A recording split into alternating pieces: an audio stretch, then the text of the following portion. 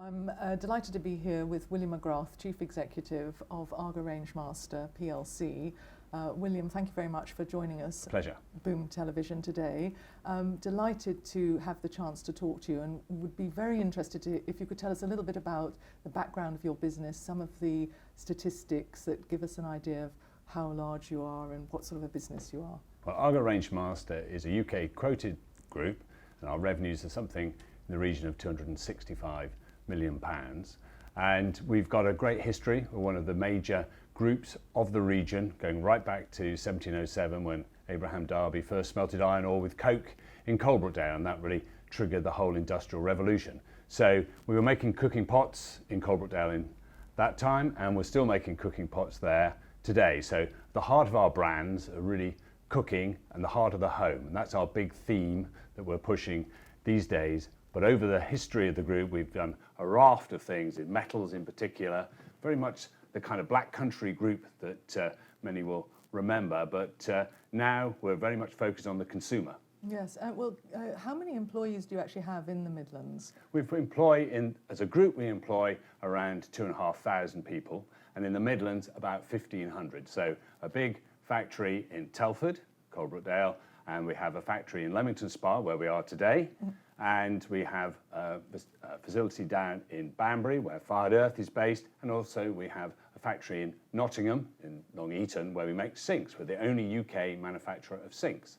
Well, and you just mentioned Fired Earth there, but you have a very distinguished brand family, don't you, including AGA Rangemaster. Absolutely. But can you name some of the other multiplicity of brands Well, that you've got? I think the heart of the group really is indeed AGA, which is, I think, probably as iconic as any kitchen brand in the UK. Rangemaster, which has grown really rapidly as a brand in the last 20 years. We're making our millionth Rangemaster in a few weeks' time. Yeah. So that's the heart of the business. But also below that, we have a number of other brands that we make, many here in Leamington Spa. We make a Mercury brand, we make the Falcon brand. And in addition to that, we have outside the UK, we have La Cornue, which is probably the AGA of France, really. So that's based in Paris. And we have an under-counter refrigeration business called Marvell, which is based in Michigan in the States. So we actually do have a real international sense to the business as well. But not to be forgotten, some of the other brands in the UK, we also own Divertimenti. Many people may know that. It's in London, which is one of the premier cookware brands. And so, yes, we do have around the patch, I think, some of the best UK brands, and really it's about developing that as a theme which we can show is a real strong business platform in the UK, but really trying to expand out so that basically what is currently around 2/3 of the business in the UK, we'd like that to be just half of the business as we grow, really looking at some international markets, looking at things like the near continent, where we're already pretty strong, trying to push back into new markets for us, like Germany. And indeed, in due course, and actually just a few weeks' time, we're going to be launching our brand, AGA Rangemaster, into China. So we are ambitious to not only have a strong business in the UK, but look at some of those markets where you can see the consumer enthusiasm for this idea of the heart of the home, and the cooker at the heart of the home, really is an important theme for them. Yeah, so you've given us an idea now of this incredible brand family and the importance of these brands to the business. Can you tell us a little bit about how these brands work together and support each other and the rationale behind this brand family? Well, I think what we did within the group, we have been focusing on the consumer side of the business as cooker and refrigeration-led business. We used to have a commercial wing to that, which we built up and then sold back in 2008. Really because we could see that focusing on the consumer and looking at that relationship we can develop with the consumer and those brands that can work together. So when you're doing your kitchen, I'd like to think that you'll be able to look at brands like AGA or Rangemaster and then put them in the context of that kitchen where you're going to be needing the Fired Earth brand, which is basically around paint and tiles, very much the tile-led business. Indeed, we have a capability through our Grange business in France as well, which actually makes kitchens, so you can put it all together. So in due course, I think we'd like to think that if you are maybe at the more affluent end of the market looking to rejig your kitchen or to have a new kitchen, you can look to us as the source of all your key components for that kitchen. And I think when we can look at the imagery that you see, and we work very hard on giving great shots for the kitchen living ideas that we have, then you could be able to do that in the UK and indeed into other countries where maybe the way they have historically looked at their kitchen has been different. Because indeed, one of the attractions, opportunities for us is that in markets like Germany, the tradition is a different one. It's very much more about the built-in, small, functional kitchen, rather than this idea that family life is actually in the kitchen. So really, if you were to sort of put into a couple of words the core of the values of this business, is it about the lifestyle at the heart of the home, the representation of a great lifestyle at the heart of the home? Absolutely. I think that's where the group heart goes back really to the 1930s, and the team that made AGA a great brand in the UK included people like David Ogilvy, who went on to be Madman himself on Madison Avenue, a great thinker about advertising and market positioning, but also the chap who ran the group in those days called W.T. Wren. He put together a remarkable team of people who managed to implement that vision. So what you saw was between the First World War and the Second World War, you go from having maybe in a more affluent home, you had maybe starting with the cook doing the cooking, and then the maid doing the cooking, and then the housewife doing the cooking. When the housewife went into the kitchen, the children came too, and the family life really started to revolve around what was going on in the kitchen, something we continue to do today as our theme. But you can see some of the kitchens that were developed at the time. A lady called Dorothy Bradell did some fantastic designs for kitchens which are really have a contemporary feel to them. And that's still what we're talking about today for all our brands. And so, yes, when you look at AGA and the new generation of products we're bringing through, yes, they are more flexible, more functional for the modern lifestyle, but they're still the thing that people really want to hear about is about, yes, this is where family life is taking place. This is where the great memories of family life are. They're all around life in that area where the family can feel that this is where the birthdays took place. This is where the homework was done. There's all the sort of things, those memories that people really matter, I think, to many of us. Yes. That is where it's happening, and we're helping to facilitate that in a contemporary context, just as we did back in WT's time in the 30s and 40s. Yes, so having revolutionised through, as you say, the work of Dorothy Bradell, but also an amazing team that was assembled by the chief executive at the time, you have really transformed the lifestyle of families, not just in the UK, but across the world. And the concept of the way we live at the heart of the home has been very much changed through that. And design sits at the heart of that. Can you talk a little bit about your approach to design? No, I think design, as you say, and that thinking was really where WT's inspiration came from. So you look in the 1930s, our team included people like Raymond Loewy, who probably is the biggest name in 20th century industrial design in America. So cars, he used to be able to say that he'd get up in the morning only using products he designed. But there's another person that I think of great importance, Douglas Scott, who is best known actually for designing the Routemaster bus. But he learned all his engineering techniques working on developing the AGA and then the Rayburn in the 1930s and 1940s. So we'd like to think that we've got a real tradition in this group of taking design-led businesses being central.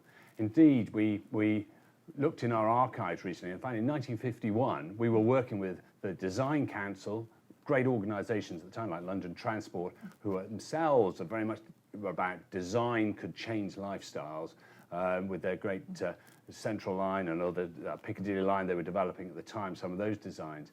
The same people were also looking at what we were doing around the kitchen. And so, yes, it's good to see that even in the 1950s, the idea that businesses needed to take design more seriously was a critical thing, was seen by that generation then as something, it should be a board-led decision-making process. Yes, design matters. And I think even today, working with Birmingham City University and organisations like that, Idea Birmingham, the idea is to make sure that the profile of the importance of design through to manufacture, that is something that is a unique feature, particularly of the Midlands, I think, in Britain, which actually can lead to really creating an ambience, a feel, an ecosystem that actually can drive the economy and drive great ideas, which have obviously a lot of these ramifications for the consumer markets. Yes, so you've mentioned about innovation, the importance of design.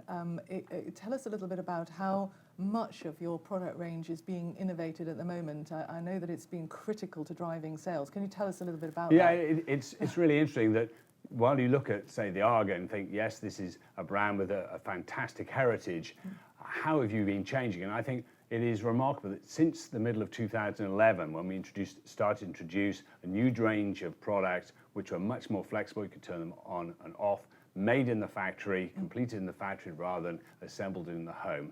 That was in May 2011, the Saatchi Gallery in London.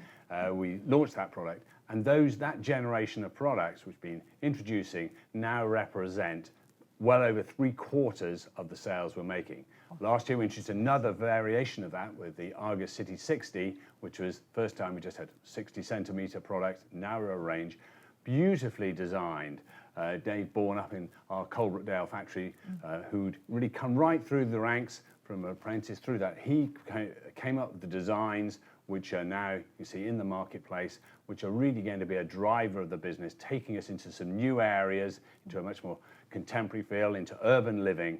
And I think that, again, is going to be one of those features which is going to make a big difference to us. Just like for Rangemaster, in the last 20 years, we've gone sort of for introducing this new generation of products here, to now making our millionth cooker in in a few weeks' time. And when we do that, we'll kick on again, really because we've introduced new things into the marketplace. Things like induction, which weren't really known in the consumer markets until the last 5 or 6 years for the range cooker. We introduced that, and you can see the economic drivers that are going to take that business forward again, whether it be in the UK, which obviously has been a very difficult time for a lot of consumer markets in recent years. But actually, as those markets pick up, we'd like to think we've done the hard miles, actually, to really have a whole new generation of products. So we're not relying on the consumer going back to what they've known before. We're looking to the markets, both in the UK and overseas, where actually people are saying we want something new that has a good contemporary feel,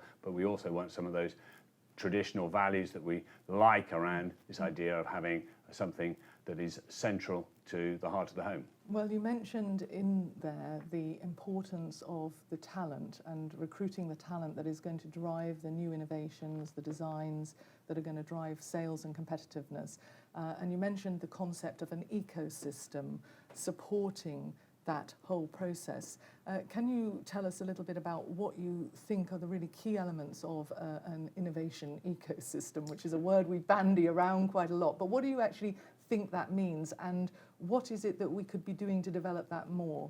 Well, I think we have a great opportunity at the present time, particularly in the Midlands, where there is this great tradition of manufacturing and innovation and design. Those themes are maybe something we don't publicise enough, we don't think about enough, maybe take for granted, that actually, when we look at those unique features of this area, that actually there is the interconnectivity already there. And if we just think about it a bit more, we will be able to attract the inward investment, which would help. And I also think you have some great companies that have done regenerated themselves, come up with new ideas. So things obviously led in this area by Jaguar Land Rover. The fact it's now so successful, I think, is something that so many companies in the Midlands can actually, look as a great company to aspire to be like that, but also just saying, actually, that is going to be attracting a lot more people into the area for the engineering skills. And then you look at those, bring those themes together. The university platforms we've got here are tremendous. With Aston, BCU, and obviously Birmingham University give an awful lot of, make it a real centre. And as obviously, say, with BCU coming into the middle of Birmingham, it is a statement in itself about how important the academic background of the area is. Then, of course, you've got to look at the academic linking in with the industrial needs of the area and opportunities, and people saying, yeah, innovation, there is going to be a really interesting place for me to be, not just getting educated here and maybe moving out of the area. So it is a vital thing that graduates in the area feel that this is where they want to stay. And I think if we've got great companies, you know, the JCBs as well, the Triumphs, all these companies in the Midlands, it will be a triumph for the region because you can actually see more people wanting to be come here, to be attracted to the area. And obviously we feel great that actually after 300 years of being in the region, and I think we've been a long-running manufacturer in this area, yes, that there is a new chapter beginning where you can actually see that the work of recent years to have seen innovation design leading the business forward again, and hopefully that's going to make a little bit more exciting times than maybe the hard years of the recent times when it's really been about working through that regeneration process. Yes, and it has been tremendous to see that renaissance carrying on in the Midlands, and as you say, very much championed by Jaguar Land Rover. How do you think that we can really get the word out about our reputation to an even greater extent? I mean, you obviously have a lot of shops. They have to be merchandised. You're selling the products in the shops. What can we learn from your experiences in terms of selling our region? I think we have focusing in on a few key themes, and I think the innovation and design feature is something that everybody in the region should be able to relate to, and seeing around them. I think it is like rooting for the home team, and I think that from the top, I think what's happening in the middle of Birmingham itself is fantastic. So if you look at the ideas for whether it's for Snow Hill, what's already happening on the east side, I think the fathers of the would be quite impressed with work that Sir Albert and the team have been putting together in actually making the centre of Birmingham a much more exciting place. And then I think it's really about everybody actually having a very positive attitude. I think it's no good just saying, well, we have the following things which aren't right. We can address those, but I think start from the position, the premise from which the politicians, the academic community, the major groups in the area, indeed the startup groups in the area need to be saying is actually this is a good place to be. So there's an attitudinal area here, I think, and really through to self-confidence.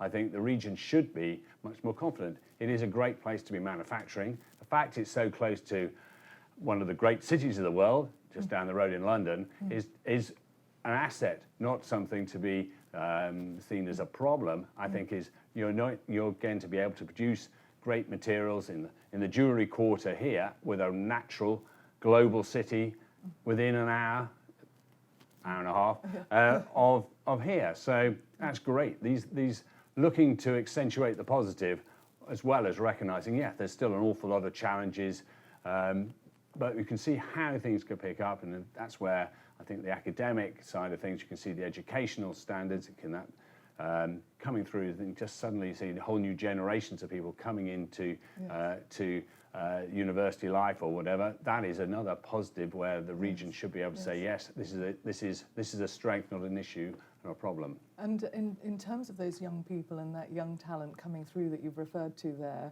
what would be the sort of key pieces of advice that you might offer to them as they look forward to their careers?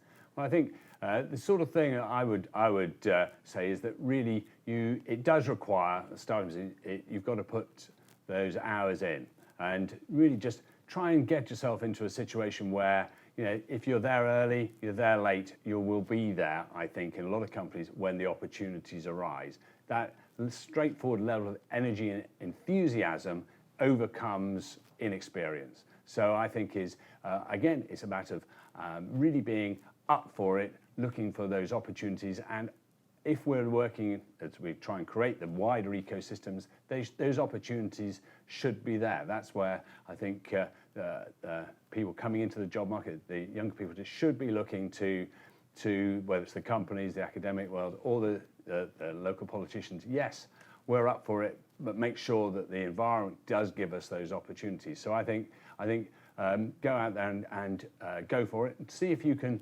I have a line sometimes thinking about it that if the people you rate you, then you're on the right track. Yes. So basically trying to get yourself working with the people that you think have got that little extra spark, a little extra something, and I think that's where those windows of opportunity open for you. Yes, well, thank you for that. And you also referred to the collaboration that you've undertaken in the past with Birmingham City University and other universities, of course, in the region.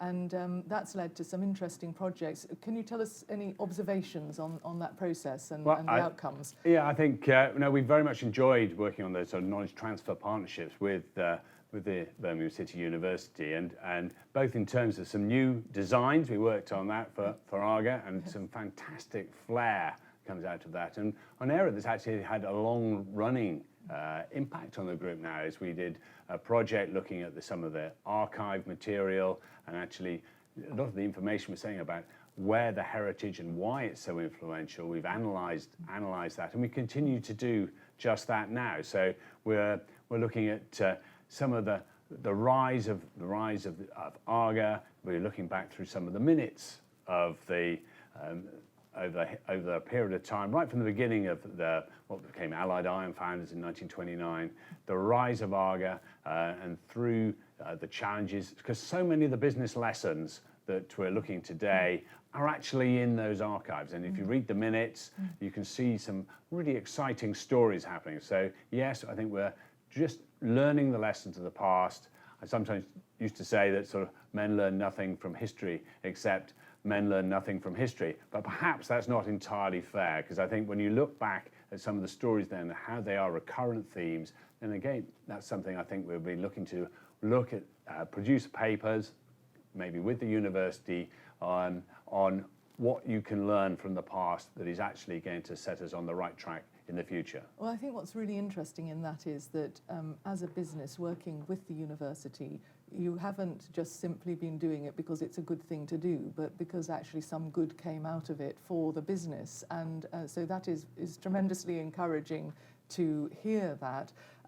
Is there some, how can we be doing more of it, given that it's so key to the development of our talent and for them to understand the real challenges of the business? What sort of tips would you be giving to us and to government to really drive that whole approach? Yeah, I think the art form is to get in people to be enthusiastic, particularly I think trying to engage with business. So therefore, don't make it too complicated a process for people to do what they are, I think, on the whole, very willing to do, which is give up their own time, free, because they're excited about what they're doing and they're excited about their local community. So I think there's a whole pool of goodwill out there for these sorts of interconnectivity. So I think the individual projects that have been developed, I think sort of, I suppose, the idea, Birmingham itself, and Birmingham Made Me, has actually managed to tap into an awful lot of that. And I think people have found it exciting because they just didn't see a lot of that interconnectivity, or they weren't aware of the Pashleys of this world and how much they are contributing, or new things coming through from the jewellery quarter, just how many great designers are out there. So I think the beating the drum in an easy, straightforward way, it doesn't need to be made too complicated. It just means enable people to see what's happening, and then, as I say, to come together and almost like root for the region in a simple and logical way, where actually everybody can take something out of the lessons that I think can come from recent years. Yes, if you keep the message straightforward and simple, then so much the better. And I think, in an odd sort of way, the government, with current government looking at the Great Campaign, has actually alighted on a similar point, which, seen on an international sphere, is actually to say, yes, Britain does these things exceptionally well. And I think people often quote the Olympics and the opening ceremony as absolutely what's great about Great Britain. And I think that's absolutely correct. And I think if you can just communicate those ideas of what is different and positive around the things that are going on in your area, and to keep saying it, because I think probably one of the lessons, I suppose, of the marketing our brands, or just looking at from David Overwood, would say simple messages and just make sure that those stories are out there consistently. And I think it is very important for everybody in the region to actually, if we're going to grow the economy here and have a strong regional economy, then actually we do highlight the things that are going well as recognise that there are a whole raft of challenges that you'd expect to see that need to be addressed as well.